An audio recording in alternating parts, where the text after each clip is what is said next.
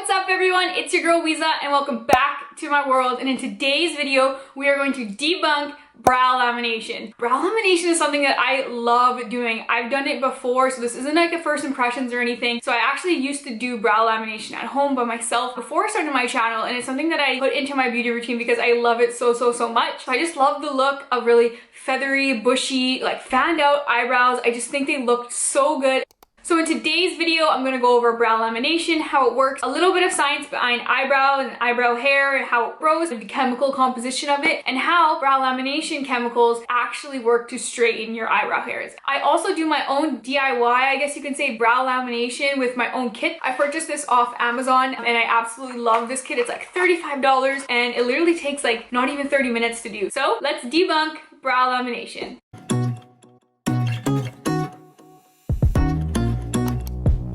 Debunked is a series on my channel where I take a beauty and lifestyle innovation product, some sort of trend, and actually give you the science behind that, how it works, why it works, and why we use it. Is it actually worth your money? It's kind of like a review but with science, and I give you the facts kind of behind that product, the innovation, and all of that fun, beautiful stuff that you may or may not have been wondering. And I really just think it's important for a consumer to understand this thing. My background allows me to understand this, so hopefully I'm able to put these in easy to understand terms and relate it back to you so you can go tell your friends or your mom or your cousin or whoever. And if I'm able to be that bridge for you to relay this information, then I'm happy to do so.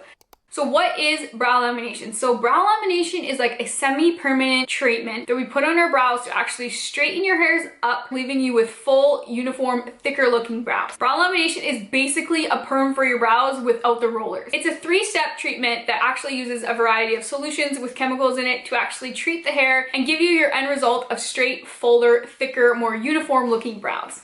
So this may be a funny question, but why do we have eyebrows? Eyebrows are so important for both physical and social purposes. Eyebrows are so important for both communication and facial expressions. If you didn't have eyebrows, you wouldn't be able to express yourself the way that you do. Similarly to what I mentioned in my other debunked videos about chapped lips, if you didn't have lip, you wouldn't be able to communicate what you really feel and how you truly feel and get your emotions across. So humans are super cool because we have the ability of sending signals just by moving our eyebrows. If you don't believe me, just think about this. How many times have your teacher been like, hey, pick a partner in your room, and you automatically look at your best friend and you're just like, you do your little eyebrow thing and you guys are like connected across the room and you're just like, I have not said a single word, but you were able to convey that emotion and get that signal to your friend saying like, we're gonna be partners for this. If you didn't have eyebrows, it would just be your forehead moving up and down and you wouldn't know what you're actually doing. People might even think that you'd be having a stroke. So your eyebrows make you able to perceive signals and send signals to your friends. Eyebrows also have a physical function, and the physical function is to protect your eye from getting water or sweat or other dirt and debris. Eyebrows are slanted for a reason. Sweat and water will drip down into your eyebrow and get trapped, and then it will follow the hairline and move away from your face and get swept away. It's a preliminary line of defense from actually getting water and sweat in your eye. Yes, it may not work all the time, but hey, it's better than nothing, right? So in order to truly understand brow lamination and how it works, we need to understand a little bit more about hair and its chemical composition. So hair is a protective mechanism. It coats your body to kind of keep you regulated. All humans have hair, some more than others. It's just something that we're born with and we can't control. You're born with a fixed number of hair follicles and those don't change within your lifetime. So hair has two structures: the follicle itself, which is the indentation in the skin where hair growth actually occurs, and each follicle has its own muscle and blood supply which actually allow hair growth to happen inside that skin indentation. The part that you physically see, this part here that's out of the follicle and has grown, is called the hair shaft. All the hair on my head, all the hair on my eyebrows, the hair that you see on my arms, all of the hair that's physically visible is considered hair shaft. So your hair shaft is made out of a fibrous and very strong protein called keratin, and each hair shaft is made out of 3 distinct layers called the cuticle, the cortex, and the medulla. So the cuticle is the outermost covering or layer of your hair. It actually protects you from the outside world, or it protects your hair from the outside world. And the really interesting thing about the cuticle is it's shaped kind of like scale side by side, like in a fish, or think rooftop shingles lying side by side to really help protect and like prevent anything from coming in and damaging the hair. The medulla is the most intersection and it kind of just runs as a core through the center of your hair shaft. The cortex lies in between the medulla and the cuticle and it makes up the majority of your hair. It's inside the cortex where you find that super strong and fibrous protein keratin, as well as other things like melanin, which actually make your hair the color that it is.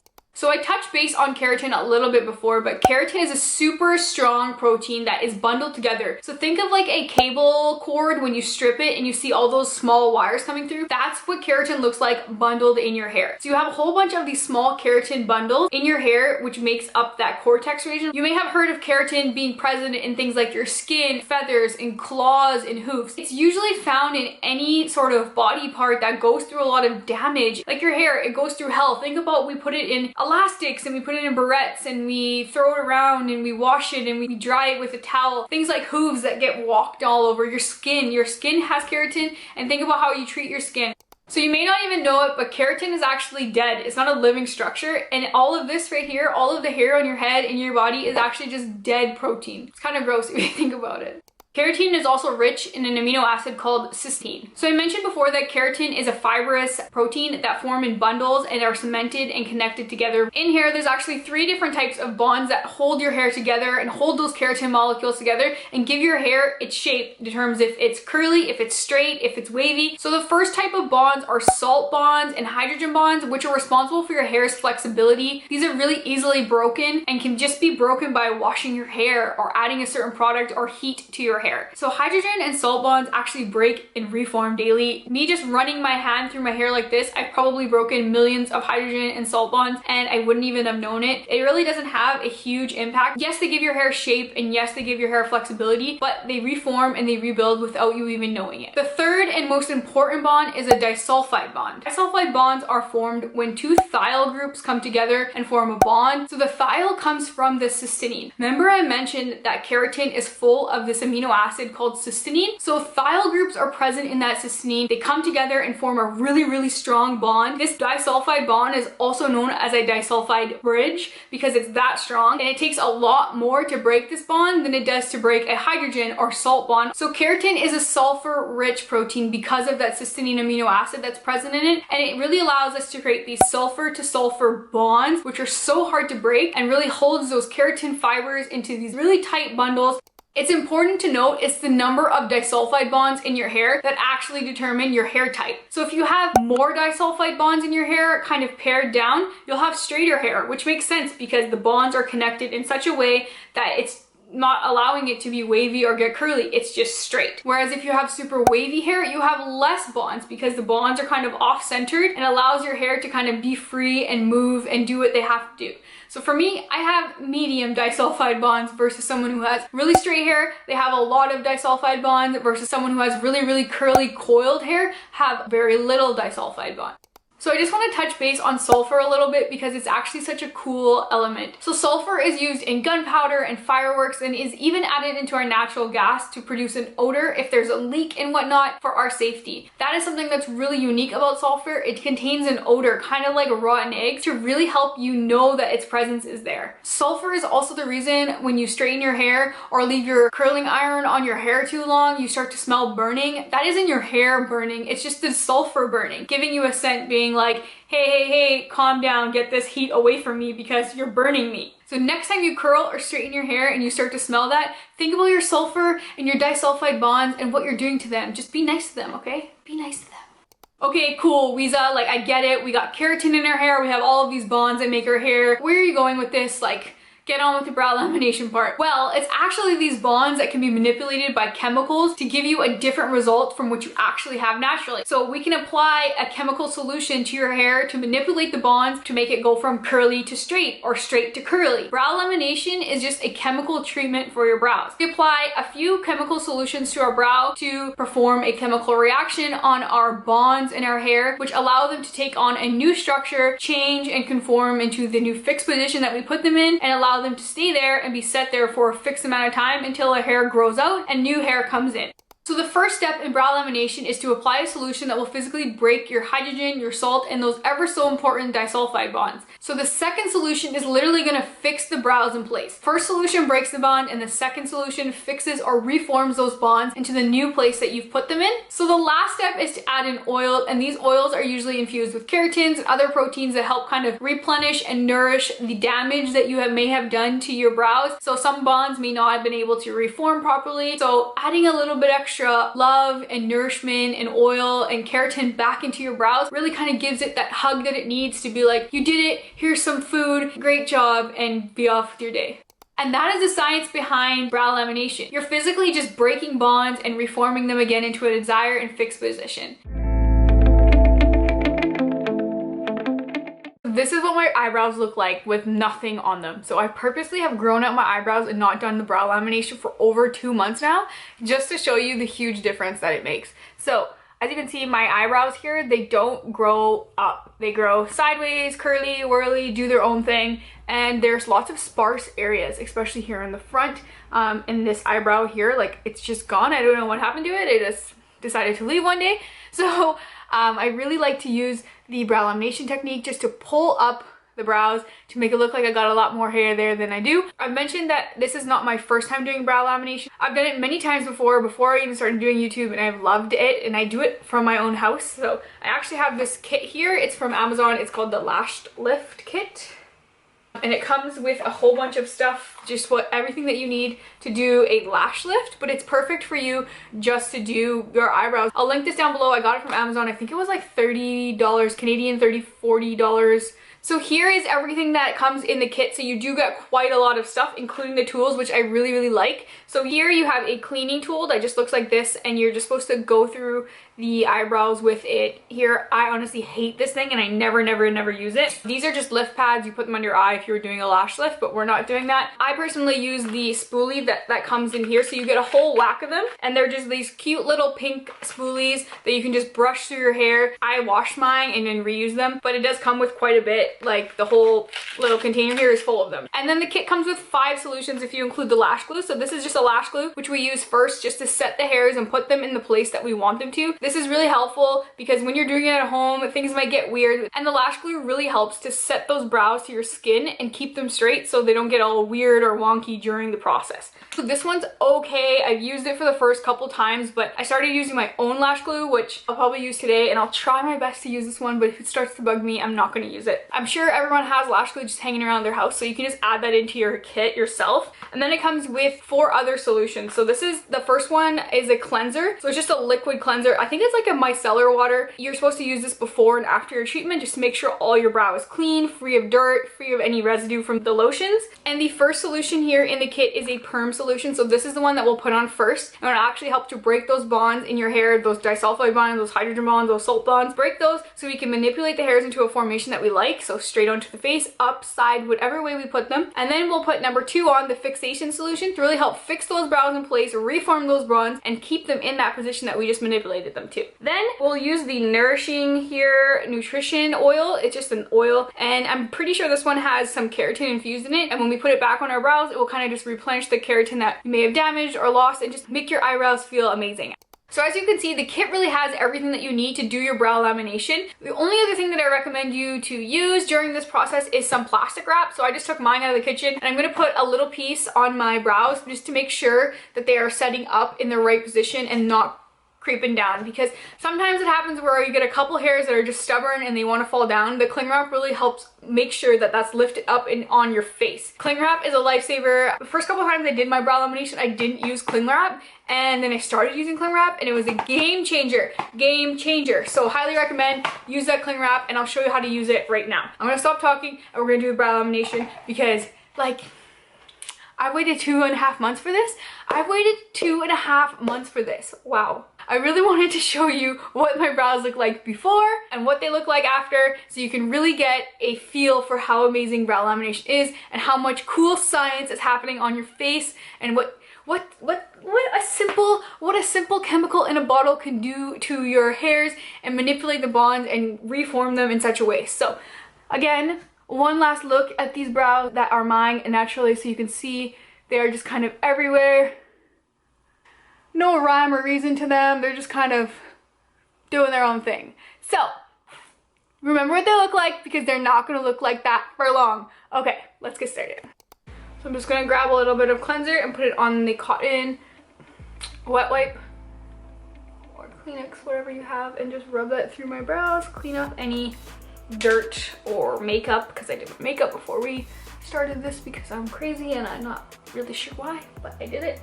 Just as we go forward, my brow area, I just tend to be really rough. Like, I must be just so strong. I have really sensitive skin as well, so my brows will go a little bit red. It will go down within an hour. Just to let you know, if you do have sensitive skin, this may happen. I haven't had any irritation. If you want to try a little test patch and you know that you may be sensitive, I would just test it on your arm or underneath your neck to see if you will react to these solutions. And then I'm just gonna brush through my hair and push them up. So I find that the cleanser is something that you may go through the most quickly because they just give you a little bottle and you know. So you can just use like a micellar water like this one. I love this one from Garnier. So like I promised, I'm gonna try to use this false lash glue. False lashes glue. Okay, I can't even read. Great. This is starting off fabulous. Here, we're gonna put a little bit on the spot that you want it. Just right in the front here. And then I'm gonna get my spoolie and fix it up. And just lift the hairs up. Especially in the front, I really like a lifted straightness. When I go more to the corners, I'm gonna fix it down. You wanna do it piece by piece because this will dry really quickly. So we're just gonna do piece by piece by piece, and you really wanna put the glue in. There's no harm in having the glue on your hair. So I'm gonna just continue and do the rest of my brows. And I'm just doing it in like a rolling motion. So you can see rolling, rolling. Look at the difference already. We're gonna need more glue. You really just wanna make sure that they're in a position that you like. Because if you don't, then you're gonna have brows for 6 weeks that you don't like. So we don't want that. I'm copying out and I'm gonna use my own glue here just to make sure that the fronts are in the position that I want. Because it's really important to me to make sure that it is for the front bits. That is the main reason why I do it. And if you get glue above your brow, just clean it up. I'm gonna start getting a little bit red. Don't mind her. Don't mind the redness. And push these ones over that way. So that one is done. I'm gonna do the other side. So this is what my brows look like after the first step, the lash glue. So I've really worked the brow hairs up in this direction, pushing them up. And after the arch here, I'm pushing them more towards the side of my face. And same on this side, pushing them up until I reach the arch and then moving them into like a kind of sideways direction on this side. I'm going to start off with solution number 1, the perm solution, and I'm going to use a Q-tip and just apply it generously to the brow. When you take the lid off, there's like a little stopper on here. Make sure you save that. And I just literally going to dip my Q-tip in here and put it on my brows. And yeah, the solution does smell a little bit. I like to say it smells kind of like Nair. Like, you know that when we were all young kids and we used to not be able to shave our legs and we had to use Nair. So that's what it looks like with the solution on. I'm gonna grab some of my film now. So I'm just gonna grab this much. I'm gonna put it like this on my face. You can take a look through the plastic. I'm gonna look crazy right now, but you can take a look through the plastic and make sure that the hair is set the way that you like it. If you don't like it, lift the film, fix it, and push it. But right now, I'm really liking the way that this looks. So I'm gonna keep it. So we wanna keep it on for 10 minutes and we don't wanna keep it any longer. I believe this says here, 8 to 12 minutes. I would maybe even leave it on for 8 if you're first starting, because if you leave the solution on too long, it actually begins to reverse the reaction and then your hairs don't come out straight anymore. The bonds really start to break and you're not gonna be able to reform them back. I'm gonna keep mine on for 10 minutes. I'll be here drinking my water. Okay, so 10 minutes is up. I'm just gonna peel back the plastic here. This is what it looks like now. And next we're gonna apply the number 2 fixation solution just right on top. We don't need to wash it off or anything like that. We're just gonna apply it right on top of the solution that's already there. So grabbing my Q-tip, just dipping it in the fixed solution. And this is just gonna help reform those bonds and close them back up and setting our hair to be in the conformation that we want it to be. There we go, it is all done. The next solution is on. We're gonna set this for another 10 minutes. I'm gonna put more plastic wrap on my face. Peel it back like that. Again, look at how the brows are sitting and if you like it, because that's how they are going to stay. Another 10 minutes. So my 10 minutes is up. I'm just gonna peel away this plastic. So the process is all done. Now the next thing we have to do is just take our cleanser and clean off all of the product and solutions, and your brows are laminated and they're done. Wipe everything away. So you can see my eyebrows looking wild right now. Like really wacky. I look crazy. But you can see how much more straight they are right now. So here you go, you can see brows are completely different now. They are beautiful. So this is the perfect time to trim any brow hairs that are kind of standing up or straight that don't fit into position. Next step you're gonna do is put in the nutrition oil. Just a little dot, like honestly, the tiniest of dots. Dot on each eyebrow and work the oil in. I feel like if you put too much oil, it just gets greasy and gross. Later tonight, I'll also put another drop in my eyebrows and make sure that it's coated nicely, because I'm gonna now fill in my eyebrows and show you what it looks like after it's all done.